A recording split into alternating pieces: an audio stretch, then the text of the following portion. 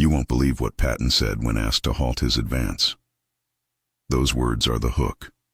The truth that follows is sharper, stranger, and quieter than any headline.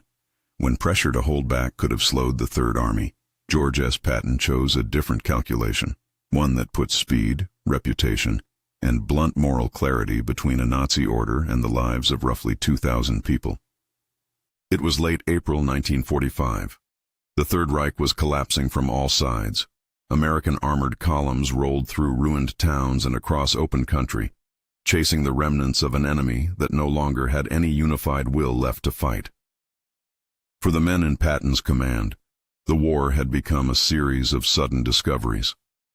Behind barbed wire and locked gates, they found not only the industrialized death factories that would later dominate headlines, but smaller transit and labor facilities, places filled with political prisoners, resistance fighters, POWs, and families uprooted from every corner of occupied Europe. These were not uniform scenes. Each camp had its own set of prisoners, its own local guards, its own risks. And as the weeks sped toward the end of the war, some of those risks turned into threats of deliberate annihilation rather than capture. Among the reports that reached Patton's headquarters was one that cut through the fog of movement and gossip. Intelligence, pieced together from 3 different sources: escapees who had made it past the guards, a frightened local civilian who risked telling the Americans what he knew, and corroborating aerial reconnaissance, pointed to a facility about 40 miles east of the Third Army's current position. Officials estimated the population at roughly 2,000 prisoners. The composition was mixed: men who had fought with the French resistance, Polish civilians rounded up in sweeps, Soviet POWs, Jewish families from Hungary, Romania, and Czechoslovakia, and German political prisoners who had opposed the regime. The reporting was urgent. The guard unit in charge had allegedly been ordered that the camp must not fall into Allied hands intact. The implication was stark. There were standing orders to destroy evidence and to kill prisoners rather than allow liberation. There is a small but crucial historical tension built into the title of this story. Some accounts suggest that commanders in higher echelons or political officials urged restraint, caution that could be read as an instruction to hold the advance. Sources are not unanimous, and a clear, documented order formally telling Patton to stop his push is not present in the record available to us here. So it is important to say this: the premise that Patton was explicitly and formally asked to halt is better understood as a narrative hook than an uncontested fact. What we can say with confidence is that conditions existed which, in many hands, could have produced delay. The need to consolidate supply lines, the confusion of units overwhelmed by liberated civilians, and the broader diplomatic concerns swirling around the endgame in Europe. Faced with those pressures, whether explicit instructions or cautious counsel, Patton made a different call. The clock on that decision mattered. Operations officers at Third Army ran the numbers and told him the blunt reality. A relief column sent on routine pace could reach the facility in roughly 6 hours. If speed alone were the driving factor, and if the column were pushed to the maximum safe rate, planners thought they could do it in about 4 hours. Some estimates suggest it might be squeezed even lower, to 3.5. Every hour mattered because, according to the intelligence, the guards had orders that could be carried out at any moment. The situation became less a question of conquering ground and more a question of preventing a massacre. At that point, the character that defined Patton's command style came into stark relief. He read the reports. He asked the simplest wartime question: if speed were everything, how fast could the relief column go? When told the usual 6 hours and the compressed 4, he pushed for the faster option.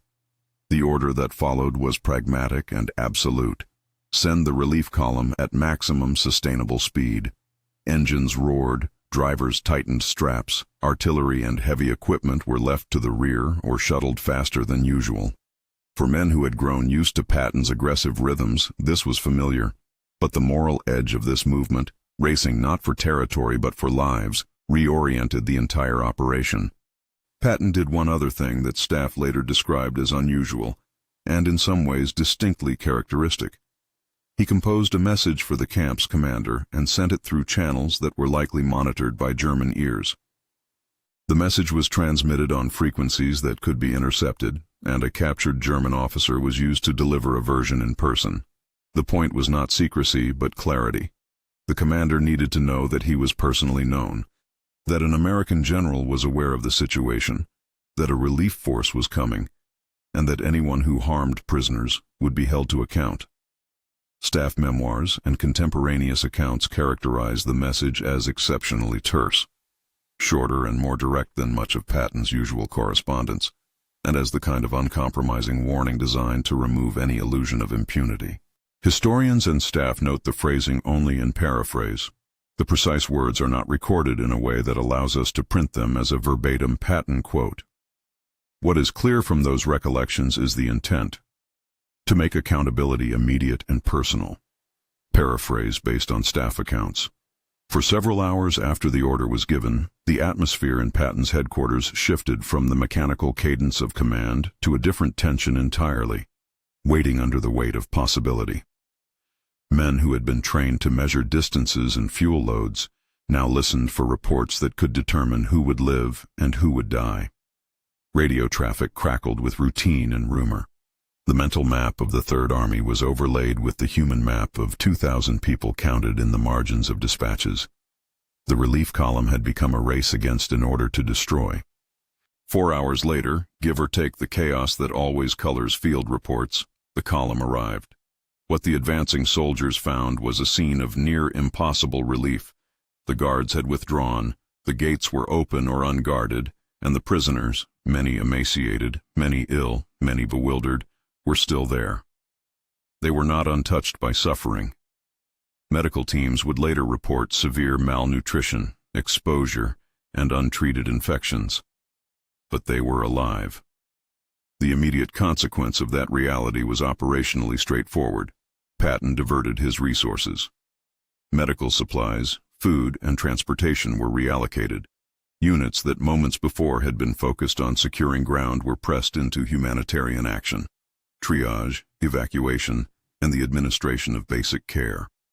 The Third Army's logistical apparatus, always attuned to the rapid movement of men and materiel, reoriented overnight to sustain life rather than to press the offensive alone. Patton recorded that night in a longer-than-usual diary entry, a rarity for a man who was often terse in his written notes. He made a point of saying that he meant his words, again, not a verbatim quote but a paraphrase from his diary, an insistence that when he warned of consequences, he intended the threat to be taken seriously. The passage he chose to remember was not about tactical brilliance or the capture of enemy equipment. It was simple and stark. 2,000 people were alive who might not have been, had events taken a different turn. For a commander renowned in press pictures for swagger and theatricality, that private notation carried the weight of an ethical judgment. The memory he took from that night, and recorded in his own hand, was not the glory of victory, but the fact of survival. What happened to the camp commander is part of the legal epilogue to the episode, though the lines remain deliberately blurred in the record. The officer in charge, named in various sources as Dressel and recorded elsewhere as Dressel, was later captured by other American units. That discrepancy in spelling is a small but important reminder of the mess of wartime documentation. Historians flag the divergence and often present both variants to avoid a false precision. The captured commander was referred to American war crimes investigators and became part of the broader process of accountability that followed the fall of Nazi Germany. What is not clearly documented in the sources at hand is the direct role Patton's message played in any subsequent legal findings or its citation in trial records. The message certainly had immediate operational effect. Whether it later became evidence in a court record is less than certain. The survivors' memories of the moment of liberation are, as they should be, centered on what they experienced. Gates opening, uniformed soldiers arriving, a sudden suspension of the terror that had defined their daily existence. For them, the politics and communications that enabled their liberation were secondary to the lived fact that soldiers were now there, offering food, medical aid, and the bewildering promise of freedom. Their testimony turns the story inward, human beings held in limbo, then released into a world that had shifted around them. The communications and the reputational calculus behind the rescue belong to military planners and historians. For survivors, the decisive fact was the opening of the gate. There are several lessons braided through this episode. One is about the power of reputation.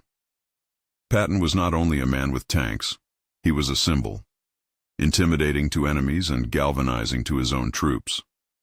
When his name carried a thread of personal accountability, it mattered because it carried weight. The message he sent did not have to be long. It only had to be unmistakable. By using both the speed of movement and the leverage of his reputation, Patton created a deterrent that made a violent order harder to carry out without personal consequence. Another lesson is about the moral calculus of command. War forces commanders to decide how to allocate force, time, and resources under conditions of extreme uncertainty. For many leaders, the calculus is about objectives and lines on maps. In this instance, Patton shifted the calculation to a human denominator. If doing something now would save thousands of lives, the usual constraints could be rearranged. That does not make the decision simple or unproblematic. Speed risks those who follow, supply chains, wounded men, exhausted units. Speed also risks mistakes. To make such a choice requires a commander willing to take responsibility for the consequences. Patton took that responsibility in action and in writing. This was not triumphalism.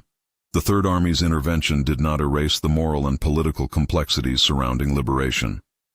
The legal frameworks of war crimes would take months and years to unfold, and they would never fully account for every loss or every wound. The fact that a commander was captured and handed to investigators did not constitute full justice for every victim, nor did it resolve the deeper institutional crimes. The people saved that day remained affected by the experience for the rest of their lives.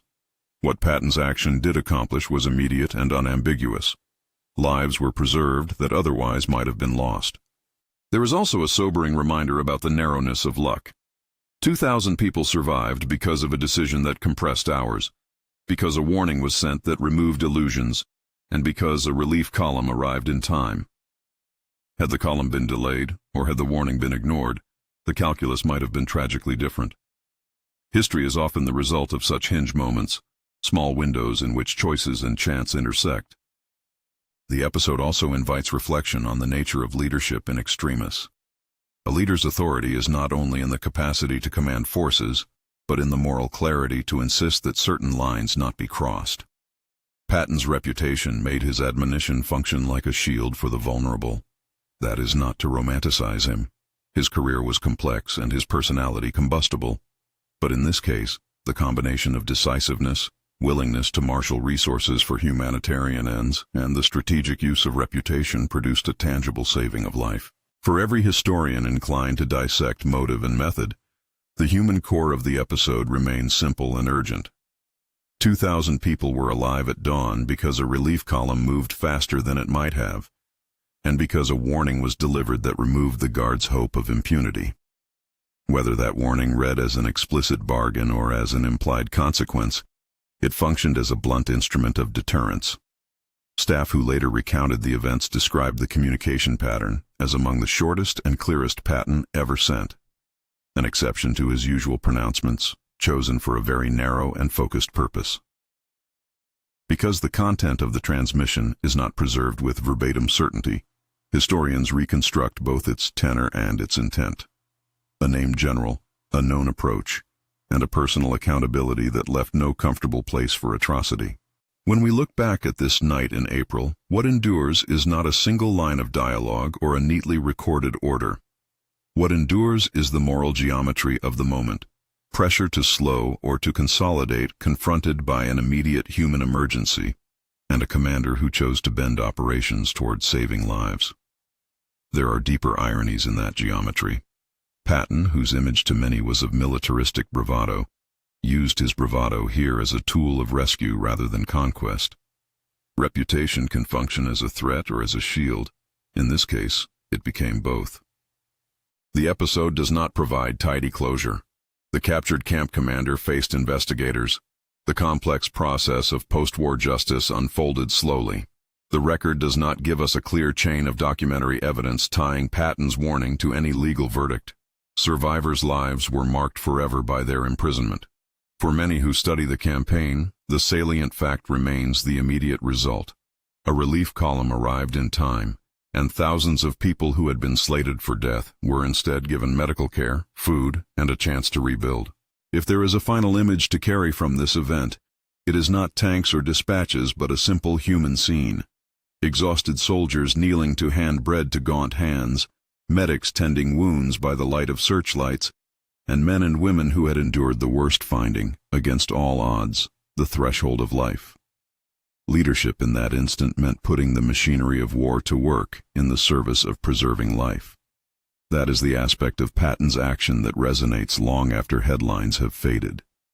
The choice to prioritize survival, to make an unmistakable stand against impunity, and to accept the responsibility that comes with moving a column faster than doctrine might normally allow.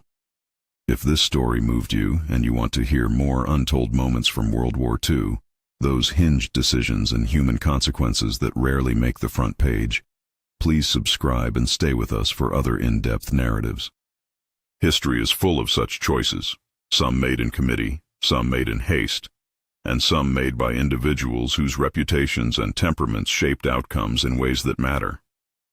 This episode is not a simple endorsement of militarism, nor is it an attempt to sanitize a brutal war. Rather, it is a case study in how decisive action, plain-spoken warnings, and the reorientation of resources can, in one narrow window, change the course of 2,000 lives. In the end, what Patton recorded in his diary is striking for its simplicity.